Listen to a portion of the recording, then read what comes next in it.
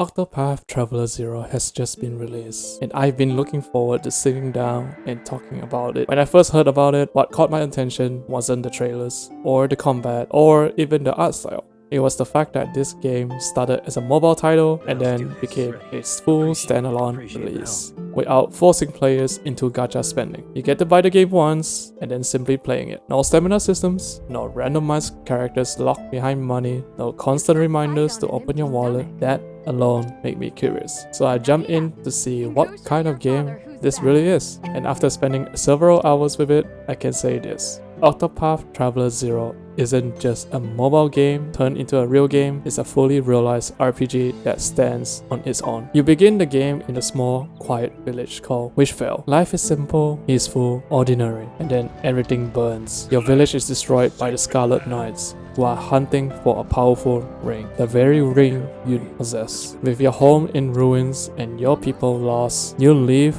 with your childhood friend Stia, not just to survive, but to rebuild what was taken from you. This isn't just a revenge story, it's about restoring something broken, both in the world and in yourself. Rather than giving you one straight path forward, the story is divided into 4 major arcs: wealth, power, fame, and a deeper central storyline tied to your village. You are not forced to tackle them in a strict order. You choose how you progress, and the game reacts to that. As you move through the story, you are also rebuilding Wishvale, slowly turning ruins into homes, empty land into life, a shattered place into a living village again. And I'll be honest, that rebuilding process adds emotional weight. This doesn't feel like a checklist. It feels like rebuilding something that matters. One thing that surprised me is how often the game lets you choose how to respond in conversations. These choices don't just affect dialogues. Certain decisions unlock new characters, story paths, and even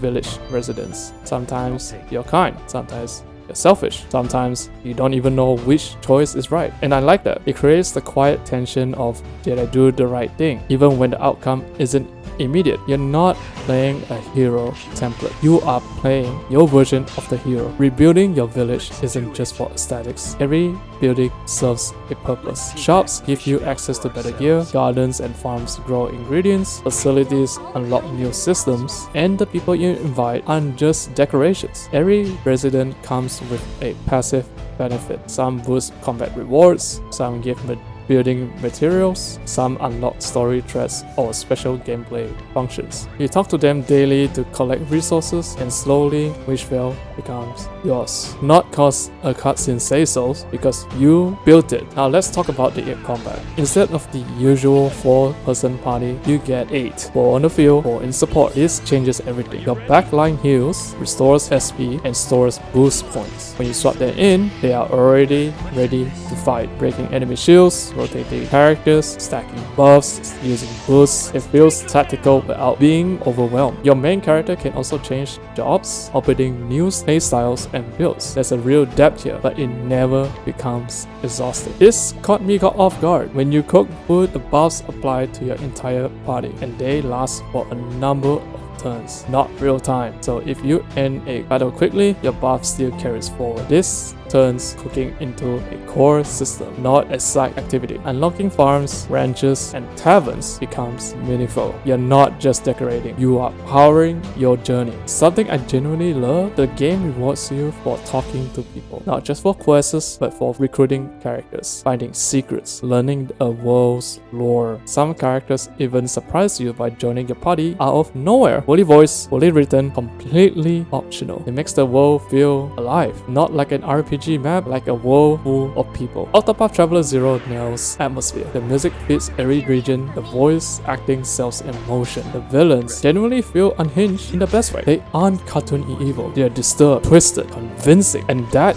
gives the conflict weight. So, who is this for? You will enjoy this game if you love story-driven RPGs, enjoy slow burn progression, you care about characters, managing progression systems, enjoy building and customizing towns. However, you might struggle with it if you want instant action only, hate reading dialogues, dislike grinding, and you don't care about the story choices. This is not a plug and play chaos. This is a sit down, sink in kind of game. After 6 hours, I barely scratched the surface, and that's not a complaint. I like that this game isn't rushing me. It isn't screaming for my money. It isn't pulling me towards badness. It just lets me play. Octopath Traveler 0 doesn't try to impress you with spectacle. It invites you in with depth. It doesn't trade your time for dopamine. It trades it for story, choice, and atmosphere. And for an RPG, that's a pretty good deal. And that is it for my review for this video. If you do enjoy watching my video, please like and subscribe. Let me know in the comment below on how I can improve this video or for future videos. And this is from me to you. Happy gaming.